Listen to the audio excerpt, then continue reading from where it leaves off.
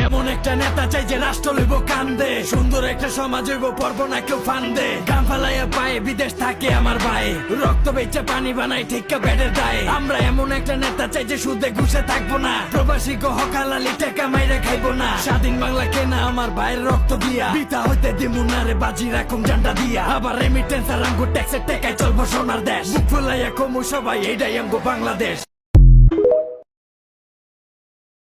সকল রাজার রাজা যিনি বিশ্বপতি।